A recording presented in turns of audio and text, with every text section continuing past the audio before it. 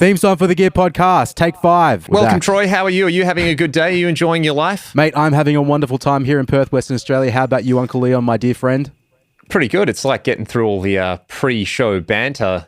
There's almost something we've done a couple of times dealing with some technical issues, but that happens to everybody who is a subscriber or a listener or has told their mates about the Gear Podcast. We thank you all so much. It's a pleasure being on here, enabling our gear addiction. Troy, I got to see you at the stadium on the weekend. Thank you for the free ticket. Got to see you up there rocking, 40,000 head people? Yeah, the roughly 40,000 head up there, Kazali, they call me. Up there, Kazali, Troy Nababan, the Docker Rocker. Hey, really quickly, is there now a Docker Quokka as well? Yeah, there's a Docker Quokka, and what's his name? I think there's a... Because I saw a man in a Quokka suit. An oversized Quokka suit on the ground, and I was like, why don't they just call them the Fremantle Quokkas, you know?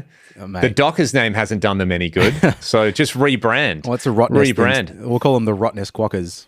Exactly. Put the training facilities on Rotto. They'll love it. You know the Bali football team, the Geckos? The Bali Geckos? Yeah, yep.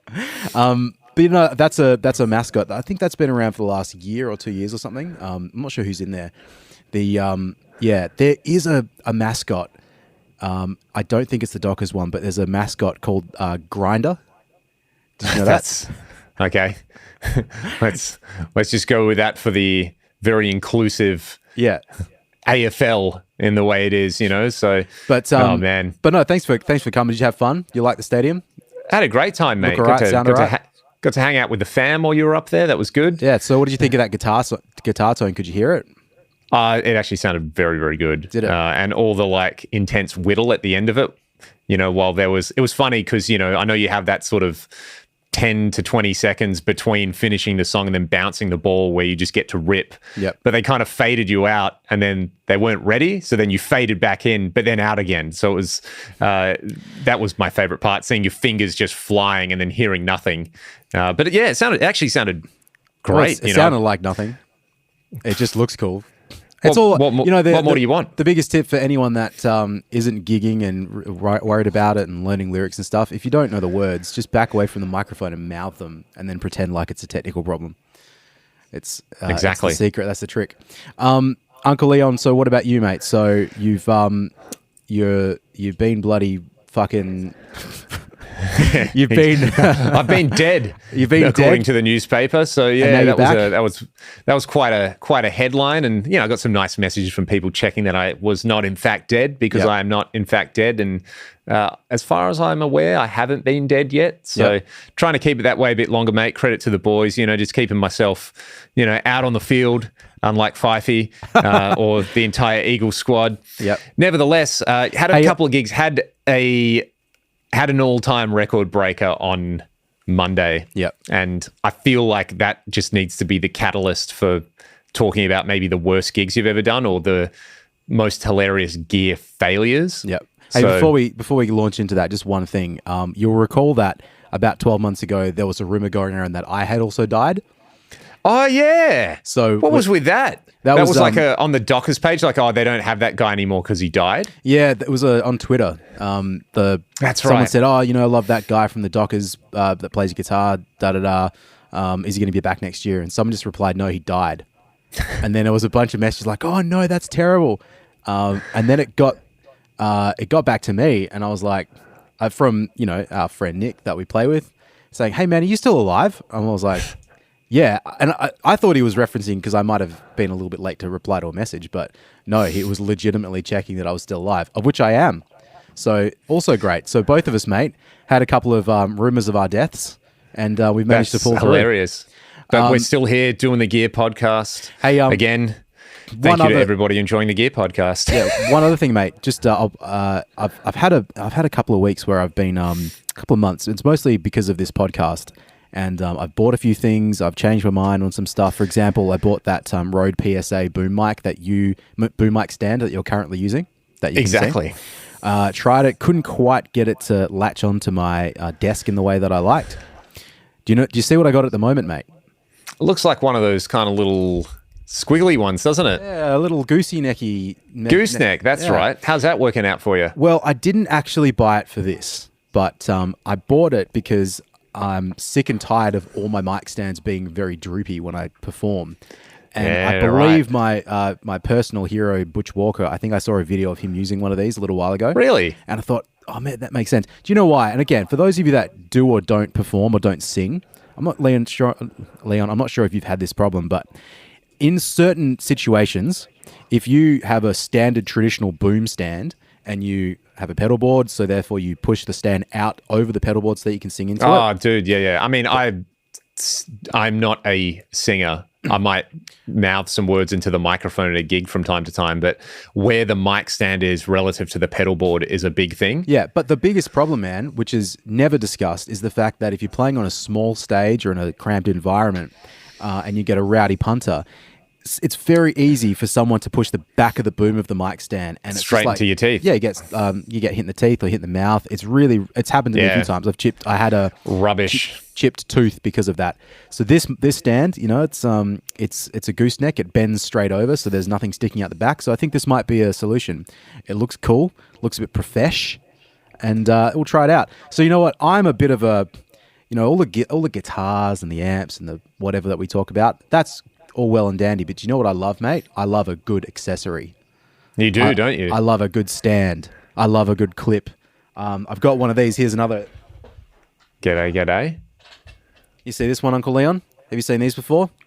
So here's a regular attachment that you might put your microphone clip onto a stand. But watch this. Oh, hang on. Oh, it comes apart. Hey. It's a quick release attachment. Tried that out. It was okay. It was fine. Hence why it's now not on the stand. So, mate, I love it. I'm a big fan of that. But anyway, moving on. I just wanted to point that out because it's a big fascination of mine. I can spend all day. When I go to a music store, I spend 5 minutes looking at guitars and 20 minutes looking at everything else. So, there you go. I feel you, Ben. I feel you. So, tell me about your trip on Monday, Tuesday, mate. Where'd you go? Let's make this. This is my submission for the most farcical gig that I've ever played. And it's a good story, because look, everybody got paid at the end of the day. So I'll put that down there. Anyway, we went up to Port Hedland, myself and Ryan, doing a duo gig. We've done plenty of these sites where often you will fly out to a fly in, fly out site. So it's a mining camp where it's where they have their accom, where they eat, where they, do everything they do when they're not on the job. And they're often on the job for a long time as well. So you're out in the camp, you've done these gigs. Lots of people listening to this may have done them as well, but they're remote. You fly out and you'll do it on shift change. So normally a Monday or a Tuesday when the shift workers are coming off night shift and new people are going on to night shift. So they'll try and, kind of ease the transition. They'll put a band on or a duo on. They'll put some, nicer food on and things like that. So they're doing all of that. We get up to Port Hedland, which is a 2-ish hour flight. Yeah, it's it's not quite at the top of Australia, but what is it, like 3/4 of the way up? It's the northwest, isn't it? It's in the Pilbara. So we flew up, and normally these kind of things, there's someone from the site already there to pick you up, those kind of things. Get off, wait for our luggage to come out, and wait for our luggage to come out some more, and wait for our luggage to come out some more. And then, they turn the luggage carousel off, the light goes off, and it's like, our stuff's just not there. I had a road case with some cables in it, but that was it. No guitar. We had to fly speakers up because they didn't have anything on site. So no speaker, no guitar, and no lift. Oh, no way. We went over and filled in, chatting to the luggage people like, hey, where's our stuff? And they're like, oh, you just have to fill in one of these, lost luggage slips and we'll find it. And how long are you here for? And we were like, look, less than 24 hours. So I guess that's that. And then that was sort of the beginning of the all-time fast, right? So can't do the gig, but not worried. Like absolutely zero fucks given, whatever, these kind of things. Not our fault, not the site's fault. Life happens, mate. These things that Qantas didn't put our oversize on the actual plane. It happens. It's cool. We'll just get to the site and we will figure out what we're going to do. Surely someone's got a guitar on site, a little electric or an acoustic. Surely they'll have some kind of thing. Worst case, if there's an acoustic guitar, we'll just sit on the stage and we'll do the gig properly unplugged. All all right, get up to the site. And the sort of manager there's like, oh, what are we going to do? And we're like, well, you can ask around if there's a guitar. Otherwise, not much we can do. So they asked around a little bit, and keep in mind we're meant to start at 6, and this is about 4:35 now that we actually get there. So cutting it a bit fine, mate. And they come out and they say, look, we have a powered speaker, but it's one of those like all-in-one karaoke speakers. So it's got the old school like UHF, VHF style things that you pull out on it, a little radio mic, and a Bluetooth connection for music, but no guitars. Like, it was a decent sized camp. They would have had probably at least 100 people on there. No one's got a guitar at all. Yep. The agent who booked the gig was ringing around. There was like a production company up there, and they had some PA stuff, but no instruments. Mm-hmm. So here we are. We're in Port Hedland, which is, for the Pilbara, it's a big town, but it's remote as. No guitar, no gear. What are we going to do? Mm-hmm. There's a karaoke machine. So what do you know how the story ends, Troy, but like, what would you do in this situation? I would say, look, I'm really sorry, everybody. We're just unable to perform the gig tonight, but, hopefully we can come up again another time and sort you out. That's what I would have said. Pretty much. And that's sort of what we were indicating, like, well, where the vibe from them were like, oh, you guys must be so disappointed you can't play. Yeah, well, you love playing music. Oh, mate, it's just the best. And, it's an FMG site. So, like, Andrew Forrest has enough money to, just pay us to not play, basically. It's going to be fine, And, yeah, anyway, it was sort of like, yeah, well, shame that we can't play. They did try to get us on a flight home that night. That's nice. Which would have been surreal, but it was 5:30, and it was a 6 o'clock flight, so they couldn't swing it. So we're going to be there anyway. And anyway, they're like, hey, we've got this karaoke machine, and they bought it out, and it's just a powered speaker, like I said, with the UHF stuff on it. And someone had a laptop. Mm-hmm. So what do you think we did, Troy? I played lead YouTube karaoke backing tracks. Yes. And Ryan just did like 2 hours of karaoke. And you know what? You've done those gigs before where people are sitting there and they're eating their, their satay sticks and their, amorphous cake-like thing for dessert that they get on site up there. And, they've been up since 4 a.m. Yep. And they're still in their work clothes. They just want to have something to eat and they want to go to bed. Mm-hmm. So normally the vibe is no one cares. It's like a lot of duo gigs, no one cares, but this was a way more no one cares kind of vibe. Mm-hmm. So, yeah, it just got more and more ridiculous as time went on. It's like, oh, I can find, a few of the tunes we normally do. Someone did request Holy Grail. So did a bit of Hunters. Now, were you telling people live what had happened? You'd lost the gear, or you just kind of doing the thing? And right. So Ryan gets up, he's like, hey, everybody, we're Ragdoll, and look, we're really sorry. We're meant to be performing tonight. And they put on like some, there was like slow cooked brisket tacos and satay sticks. They put on some sort of like a mini street food thing. So people were out and about enjoying that. He got up and explained the situation. He was like, look, dob your mates in. Get your idiot mates up to do some karaoke. Mm-hmm. We'll do a few songs. So that was the original thing. We were like, we'll run it and, maybe he'll sing a few songs. Nah. No one's interested. They're not interested in the extracurricular activities. Mm-hmm. They're not interested in participating. They're just not interested. So, yeah, we just kind of did like 6 till 8. Started off with the standard stuff that might be in the set list, whatever I could find on YouTube. Mm-hmm. And it sort of quickly devolved into like, hey, Ryan, you want to sing some songs you actually like? So him doing Turbo Lover. Yes. And then next song doing Tennessee Whiskey. Nice. And then a bit of Mondo Rock, and then he did some Roy Orbison. He did some Steely Dan. The 2 requests were do Holy Grail by Hunters and Collectors. Mm-hmm. Oi, slide aside, in that song, it's like, we were full of beans. Yeah. Yeah, you're like, that's what everyone's always sung, hey? Yeah. According to karaoke, we were foolish beings. That's the line. We were foolish beings. No, that can't be right. Hang on. I'm going to... You're going to look it up? I'm going to look the lyrics up. I'm going to look it up. Just an aside. The accuracy of this stuff sometimes is depends on where you go. Of course. You can't trust the internet. And we like our facts. Oh my God. I wrote Holy Grail. Holy Grail. Holy Grail. That's Shane Warne, the Holy Grail. For those of you that aren't from Australia and don't know this footy song, worth checking out. Not a bad band. Hunters and Collectors had some songs, didn't they? They might appeal to some of the people who like this. All right, We Were Foolish Beings. Okay, that's according to the first one that pops up, but I still don't believe that's correct. I'm going to go to AZ lyrics. Yeah, they're normally decent enough. We were full of beans. Oh, well, there you go. But we were dying like flies. So there's two different versions. We Were Full of Beans is hell Aussie, you know? Okay, hang on. This is song meanings. We were foolish beings. Oof. Okay. The plot thickens. Street directory. Okay, what does this say? We were full of beans. Leon, it's 50-50. This is a mystery for all time. If anyone wants to let us know in the comments about do we their know thoughts on the Holy anybody Grail. that knows Mark Seymour? Can we get that, like, do we have a direct line? I feel like there'd have to be someone, you know, who would know Mark. That's so funny. Do you know who I'm going to ask? I'm going to ask Chris Gibbs, because I reckon Gibbsy will know.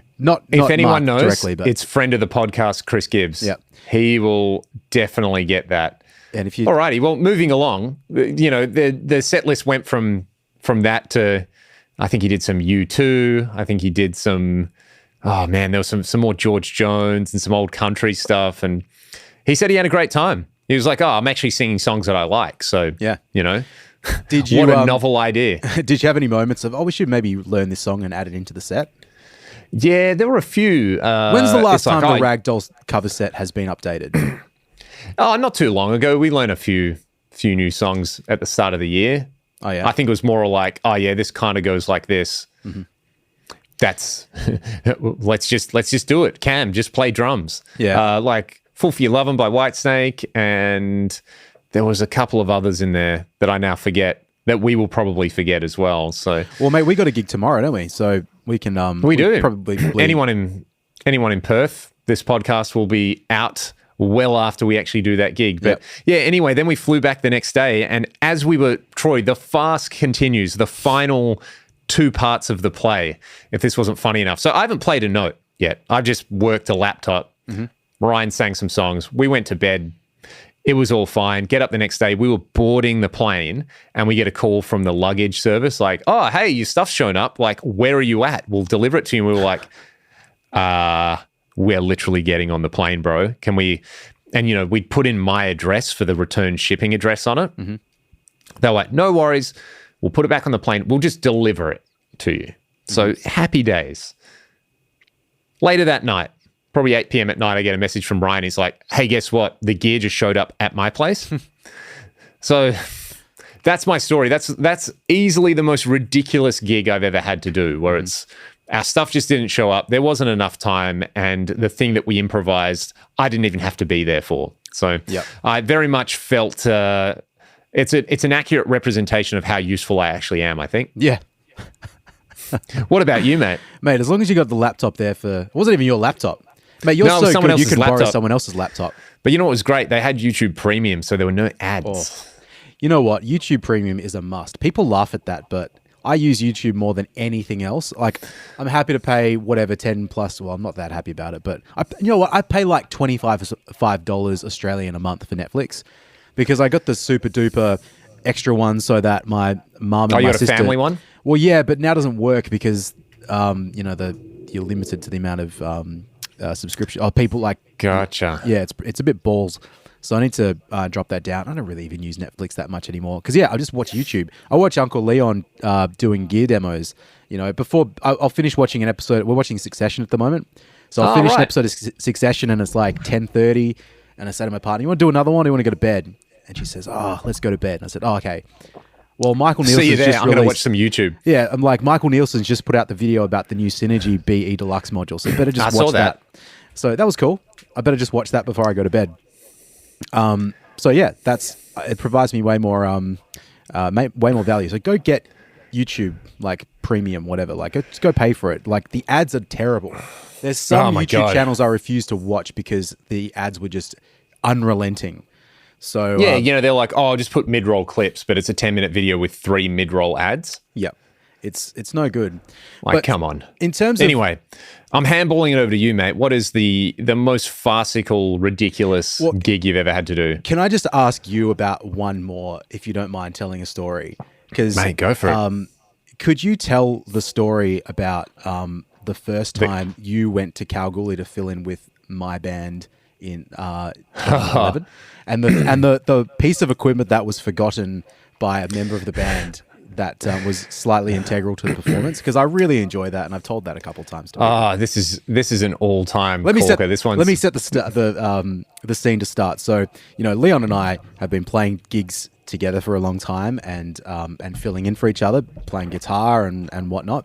So it was 2011, and we've mentioned this band before, Chaos Divine. I did some gigs with them. They had a gig maybe in like a tour or something over East, and I was filling in playing guitar.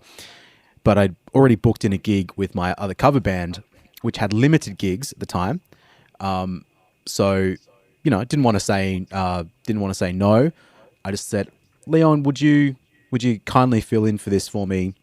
Leon obviously said okay, because one thing he and I have always done is if you get asked to do the gig, you say yes, and you work out the details afterwards. It's probably about 20 plus songs that you didn't know, and you had maybe a week or 2 weeks or something to learn them, and it's just, you just make it happen. So anyway, you didn't know anyone in the band, and here you are, you're off to someone's house, you get in the car and you drive for 7 hours to spend 3 days with a bunch of strangers, basically, right? Yep. So Uncle Len, you take over.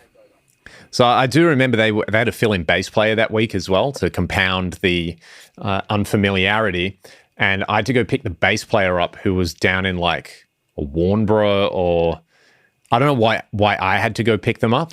Well, was knowing the geography of Western Australia, that would have been like an hour and a half drive from your house, probably.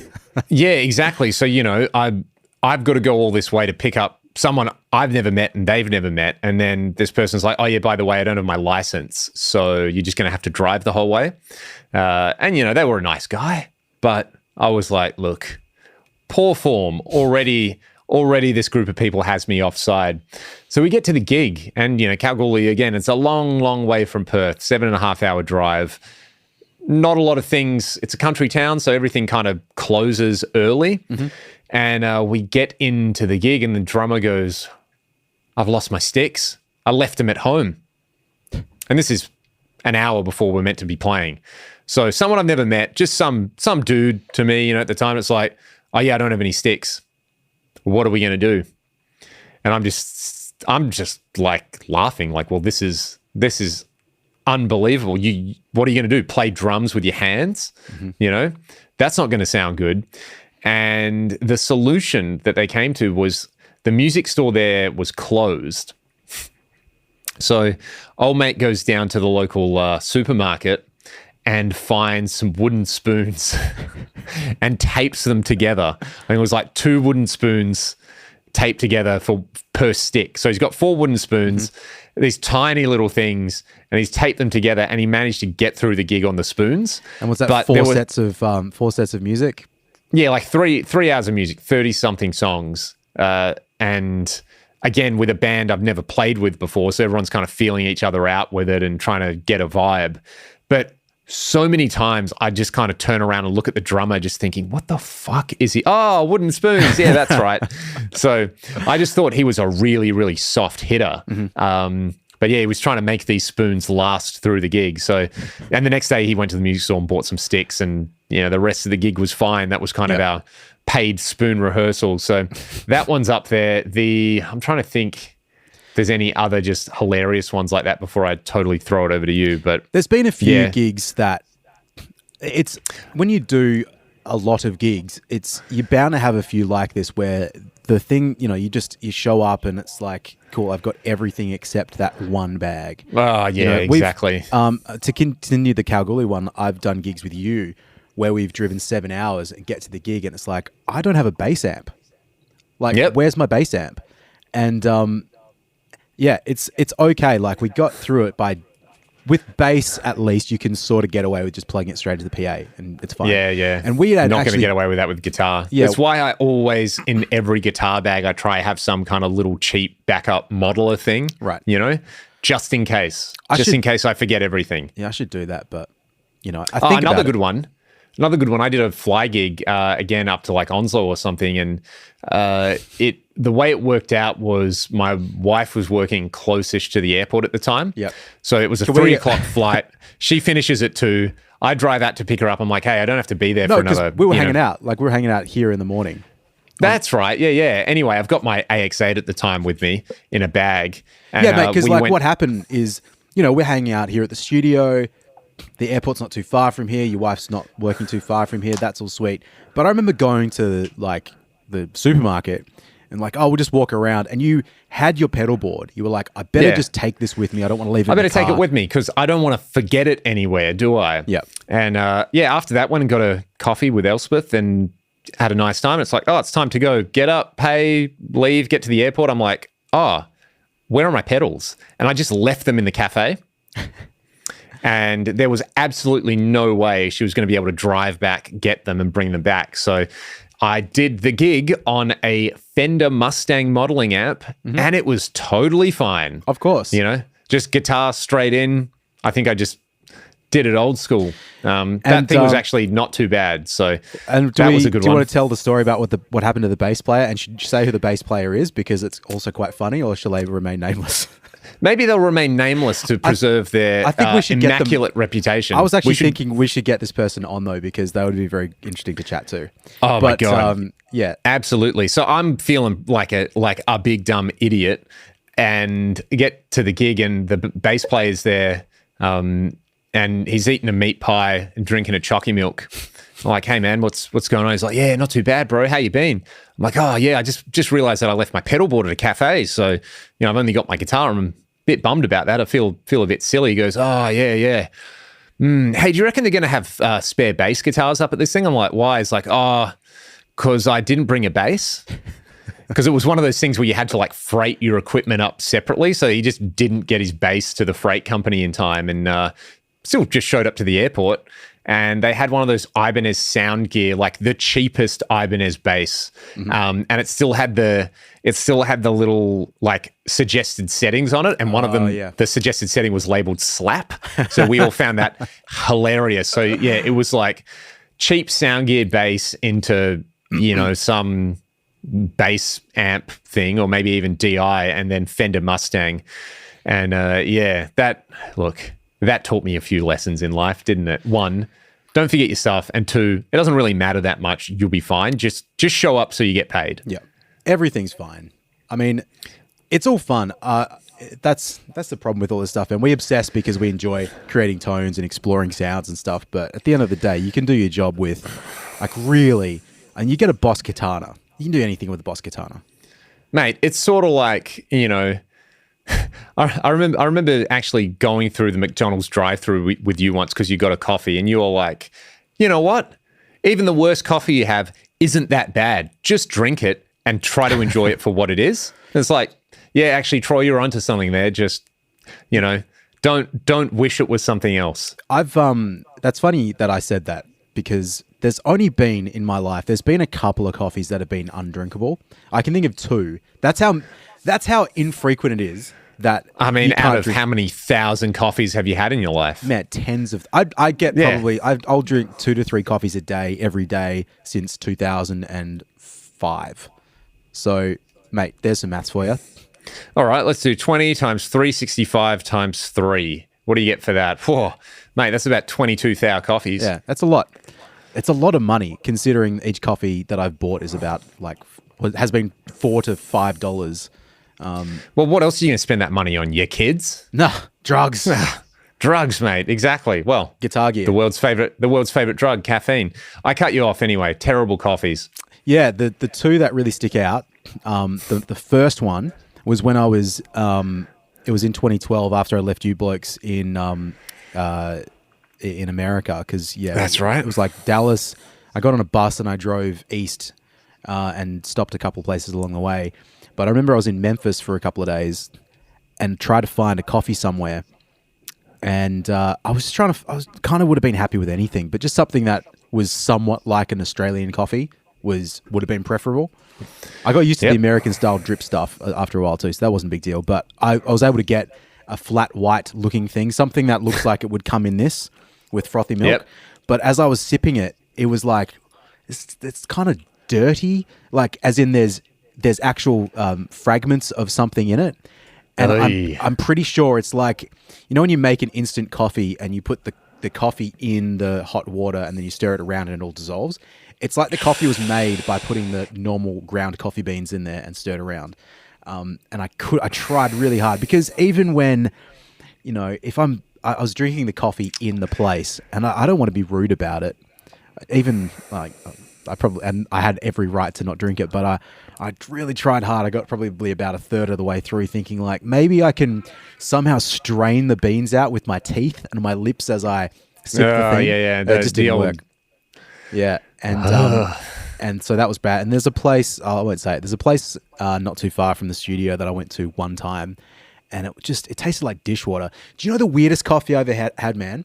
Was when we flew into Vegas in like 2015, and it was, I think, from Texas, where we almost missed the flight because we were all eating Whataburger and doing Mad Libs, and then all very like slowly made our way to the not the terminal, whatever it is, like where you get on the plane. That belongs in the pantheon of hilarious things that have happened. Yeah, but anyway, when we got into Vegas.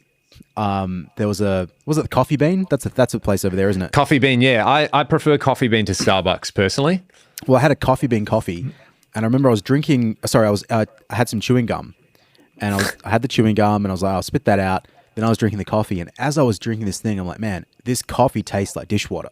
I couldn't believe it tasted the way it did. I'd never had anything like it in my life. So, and again, I tried to pursue it, and I think we got on a little shuttle bus, and I was with you guys. And I was saying, this is the worst thing of it. Like, I can't believe you could serve this up. But what had happened is I'd put my chewing gum on the lid of the coffee cup, like here. And so as I'm sipping it, I was smelling the chewing gum, and like that mixture was just horrendous. So I took the chewy off. And I was like, oh, this is actually fine. So that was operator error. I didn't know you could have operator error when it came to drinking a coffee, but I did. When it came to food and drink. Yeah. Well, apparently you can. Another, before I let you tell your favorite farcical story, there's a gig which has entered the pantheon of greats that we like to call Piss Week in the Park. Yeah. And it was, where were we? Coolgardie. And it was one of those. Day. Yeah, Coolgardie Day in Coolgardie. So one of those community events, and we got booked to do 6 almost sets. 10 years ago, man. That was almost 2 years ago. 10 years ago. Mental. And, we did it because it was really, really good money. Yep. And 6 sets, we were meant to be there all day. And it's one of those things where it's like, like some show rides and some hot dog stands and all this, they get the kids out, get the families out, and it just kind of like rained on and off for the whole day. So there were several times where we'd move our stuff out onto the little outdoor stage, set it up. As we were about to play, it would start raining and we'd have to pull it all off again. I just remember that happening multiple times. Yeah, it was tough, man. And also the sound guy referring to the kick drum as the kicker. Yeah. That's where that one comes from. So, well, we did that gig. Coolgardie's like 30, 40 minutes outside of Kalgoorlie. So we drove to Kalgoorlie, played Friday, Saturday night at one of the pubs there. And then I think we stayed at a different accommodation. Yeah, they put us up in Coolgardie. Yep. Yeah, and then we had to be at soundcheck at like 8 o'clock in the morning. Well, I think we'd finished the gig the night before. That's about right. 1. It was so early. Yeah, and then we we went to the gig, but I think we ended up playing 2.5 to 3 sets out of 6 over from like an 11. It was a joke. From 11 o'clock in the morning. The gig would have finished in theory about 5, with again us playing in between a lot, but it got rained out so many times, didn't happen. But then we got in the car at about, I want to say 3 o'clock in the afternoon. We played one more set. Getting out of there. And yeah, we smashed it back and got back to Perth about like 8, 9 o'clock at night. So yeah, there was some, there's been some gigs, you and I, you guys have done way more of the crazy stuff. I've been there for a few of them, but I think you guys have a greater catalog of just crazy stuff. And the big long drives, because I think when you're younger as well, and you feel a bit more invincible. The idea of driving, like finishing a gig at 1 o'clock in the morning and driving for like 6 hours to get home feels like kind of rock and roll. But no way do I do that stuff anymore. Well, actually, that's not true. I did it about 2 years ago. We did it 2 years ago. Yeah. When we played out in where was that? What was that gig? It was Needle Up. Yeah, Needle Up. Southeast. That was a big one. 5-hour drive, and then we had to leave at 5 o'clock in the morning so that I could get back and play the Dockers game on the Sunday. But at least it wasn't leaving after the gig. It was early mornings, and Uncle Leon, I think you did most of the drive. Did you fall off the stage at that gig as well? Yeah, I did. Yeah. I actually kind of hurt myself as well. I threw something out. Yeah, it was because it was hay bales and the stage, and I think I just like where I stepped. Yep. It was enough to be like, okay, I'm fine, but also, I wouldn't want to do that a second time because that was quite uncomfortable. Yeah, man. I think you probably heard this story, but my partner Amy, she is a dancer, and she spent about 3 years touring with Empire of the Sun as one of the backing dancers. And Leon, obviously, you know that, but for all of our listeners, so Amy's done like the biggest gigs of anybody that we know. She is the rock star. I've come close because one of the Dockers games last year was like 58,000 or something, so that was pretty big. But I think Amy's one topped out at about 80,000. Maybe it was Poland or Chile or somewhere like that. But she did quite a few, and she's done like Coachella. She's played, the Sydney Opera House. She's done some like big gigs, but I believe it was a festival in South America, and I remember she told me this at the time, but she fell like 3 meters off a stage during the performance, or maybe 2 meters off a stage, and just managed to land on a bunch of cables, like a big roll of cables or something. So Amy, being the like professional, diligent person that she is, she's like, oh no, I'm ruining the show by not being there. So she managed to like find her way out of the like underneath this stage and got back up on and managed to continue the performance, and she was okay. But there's a lot of situations where that's let's stop the gig. Like, I mean, you never know what can happen, like falling that far. It's a bit of a Maud Flanders situation. Yeah, exactly. That's a good reference. So man, what about like gear malfunctions? Gear malfunctions, man, I think for the most part, as a player, I've been pretty good. I've got some other like gig fails that I think are really funny that I might talk about. Have you had anything live, like anything literally blow up mid-gig? When I was, this was back when I was in high school. I did a school concert, and someone was walking behind the stage, and my Marshall was on a quad box on a stage, and it fell. It would have been 3 or 4 meters straight back while it was on and plugged in. Yep. And I just remember being like, well, this thing's going to be dead. And the speaker cable was busted on it. But I plugged it back in and it worked fine. It's worked fine ever since. So that's probably the one really funny one that I can think of. And that was the TSL, wasn't it? Yeah, maybe that's why that amp sounds bad. Yeah. Mate, who cares if it sounds bad if you can literally drop it 4 meters off a stage and it still works? That's exactly. That says something about it. People still have to complain about that. Other than that, in terms of like guitars, I do remember doing the New Year's gig we did up in Broome a while ago, going to play the solo in Sweet Child of Mine, and whether it was the weather or just the way I hadn't like, kind of put the string on properly, you got to do that high bend at the start of the last solo, and the string just went like massively detuned. So that I always remember being like, here it is, this is the moment, and it was very anticlimactic. How many songs do you reckon you have performed with a or multiple broken strings at a gig? Oh man, hundreds. Yeah. No, but like it happens at a point in the gig. Would you? And you just keep going. Yeah. Would you keep going for like the rest of the set, or like? I normally try to keep going. Mm-hmm.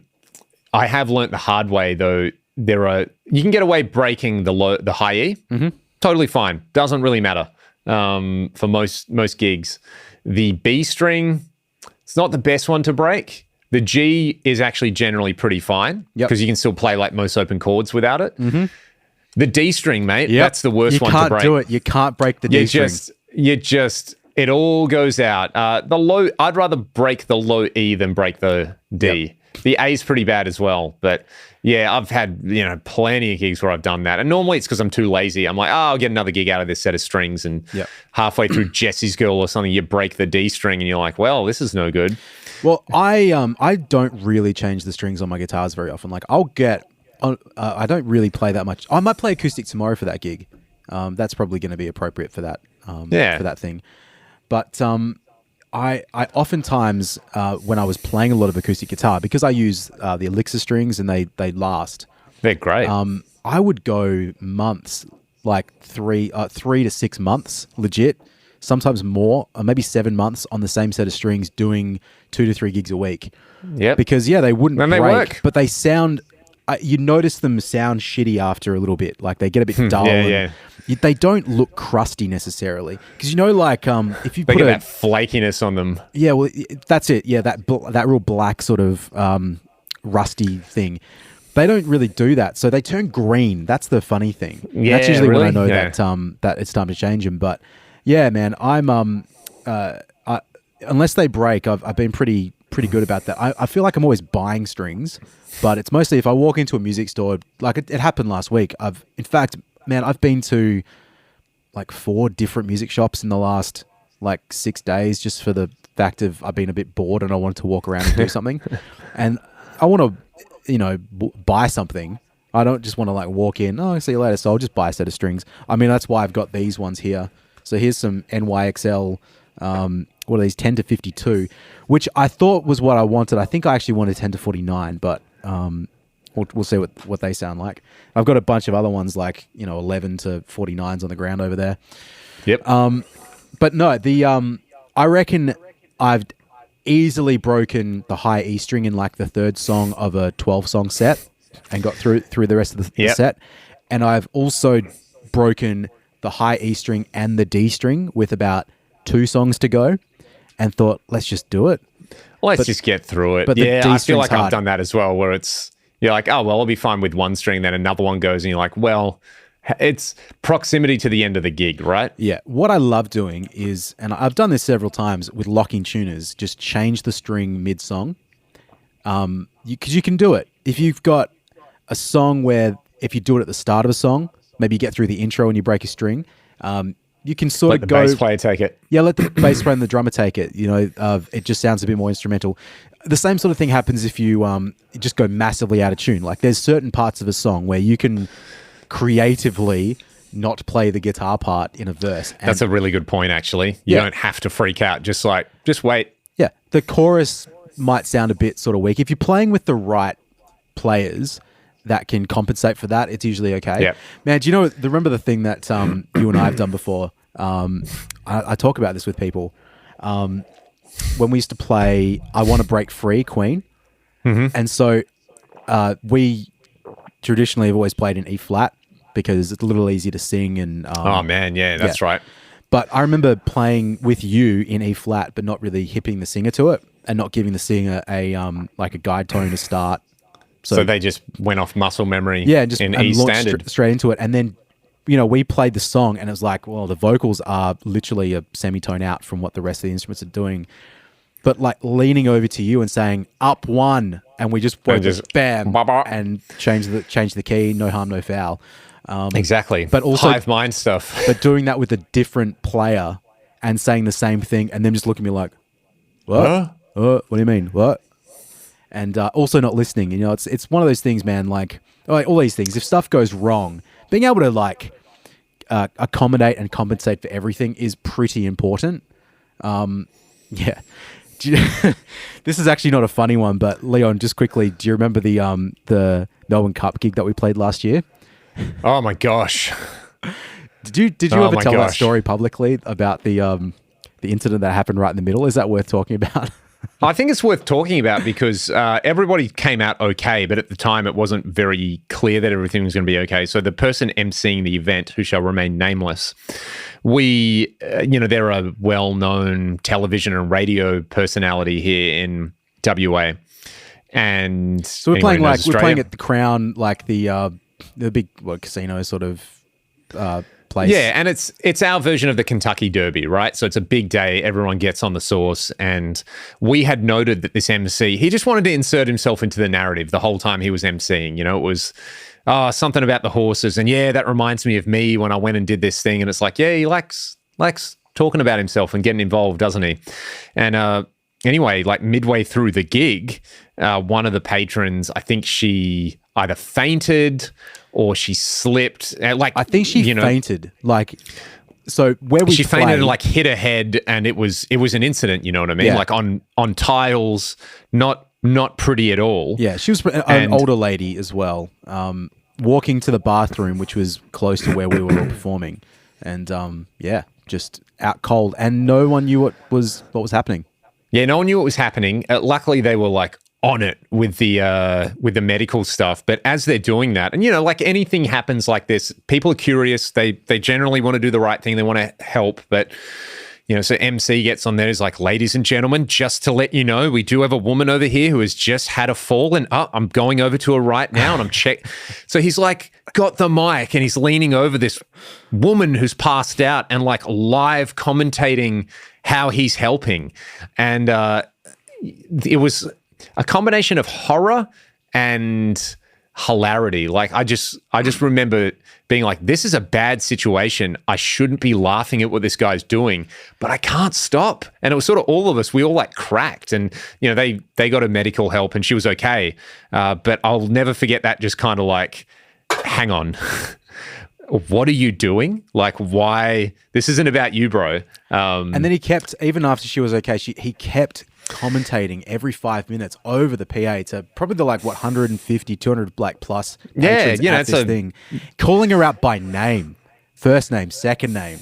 Oh, and she's doing much better now. It's good to see you over there, Helen. How are you? Yep. She's just got in the ambulance, and Yeah. Oh man, that was the ambulance is now here. Helen's off. Everybody man, if I was in that woman's situation, I would be so cross. Yeah, it's the worst. Just leave me alone. Life. Like worst day of your life. How? Yeah, just. I'm unwell, and also I'm embarrassed, and also shut up. So, yeah, the celebrity at a gig is a different type of energy all over again, isn't it? When you're doing a covers thing. Yeah. Like, hey, here's so and so from TV, and no one cares. Yep. But it's kind of fun. Yeah, but I forgot all about that. That's a good one. That's a even good though one. it's in bad taste. But look, we're full of bad taste. At the end of the day, everybody, to our knowledge, was okay. I mean, they did leave and they were fine. It's not making fun of the person. It's just the situation is so bizarre. The way it was handled was farcical. Very, very poor. And I think I don't know. You and I tend to handle these things with a little bit more grace, I suppose. Well, I like to try to, at the very least. Yeah, I like to think so. But oh well, what are you going to do? But yeah, in terms of other fails, man, I mean, I think I've been pretty lucky with gear sort of working, and I can usually work through anything. Like if I don't have the right pedals and the right amp or whatever. I've done some gigs where the guitar sound is the worst guitar sound you've ever heard in your life. It's like, and I'm serious, like particularly playing cleaner sounds. I think I've got it now, but I really struggle with the heavy metal part of my brain trying to negotiate with the non-heavy metal part of my brain as to what's an appropriate amount of distortion, which. Yeah, it's been tough. Oh, and as a quick sidebar, I watched a little video of Devin Townsend and like going through his Axe-Fx preset. Oh, so good. It was really cool because I didn't look at that. I didn't at the time have a unit where I could do that gift of tone thing and see what his his amp is. But like, it was interesting to hear the amount of distortion that he has set up on those amps because it's like furious. It's furious and it's wet with reverb and delay and everything else. But like listening to it, I don't know if I'd really like listen to the tone that carefully in isolation like that with him just demonstrating it, because it's actually pretty clear. Like, yeah, the amount of reverb that he's got on there is like huge, but it just doesn't have any bottom end in it. It's like savagely high passed, and therefore, you don't get any of that weird sort of intermodulation or whatever happening with the chords or the tuning sounding weird. It's completely appropriate and like can sound big and open and distorted.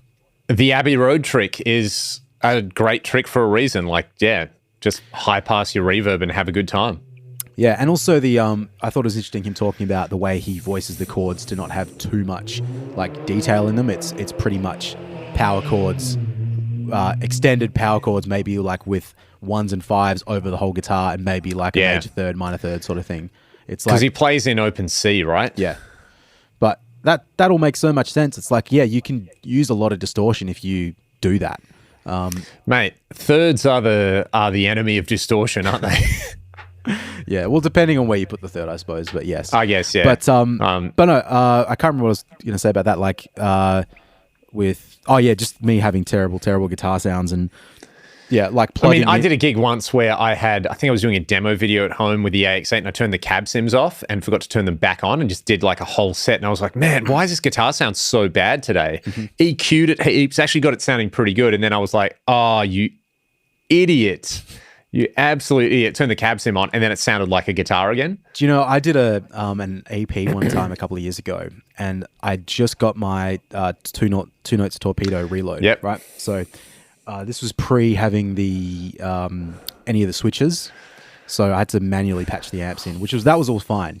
But so the way I had it routed is that I would have the cable out of the back of all of the 4 amps I think I had at the time, maybe 5 amps, and just have the loose tails, and then I would plug that into the input of the the reload, and then the output, the XLR output, would come into Pro Tools. So what I had set up was my interface at the time was a Universal Audio Apollo, like the rack mount one.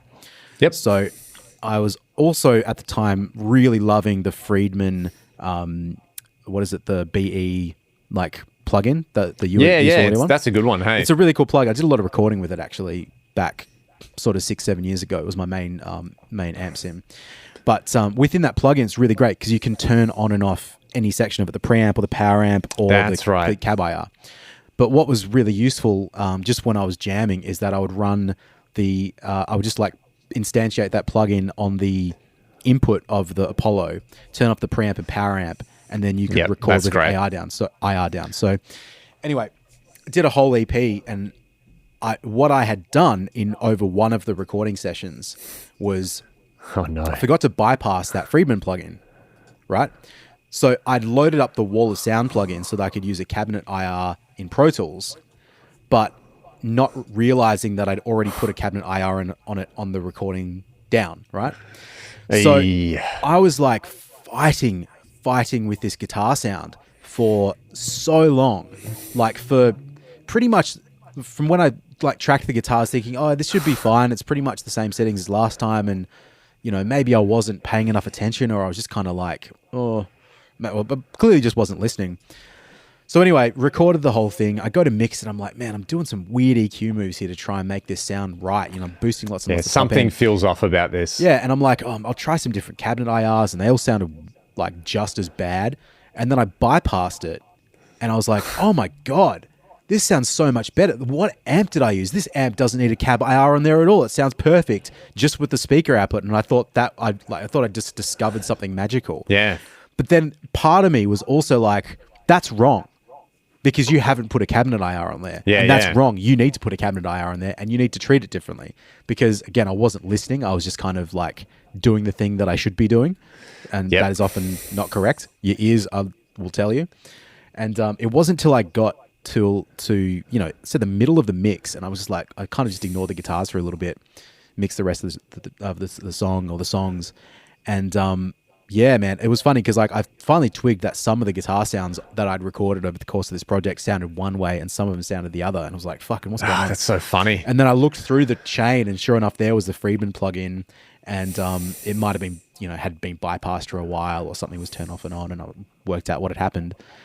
And turn off the Wall of Sound, and then there you go. It was easy peasy. But man, it's just funny like that. So I'm usually pretty okay about working through problems. There's not too much that stumps me.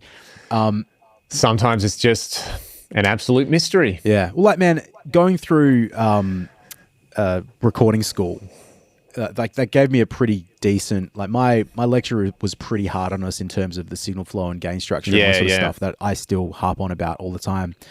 So if I rock up to a gig and it's like, right, I need to play house music but I don't have the right, like maybe I've got a RCA output on something and I need jacks, and there's very few times I can't work out some solution, even though it might be really stupidly roundabout for it to happen. Yep. Like I'll give you an example.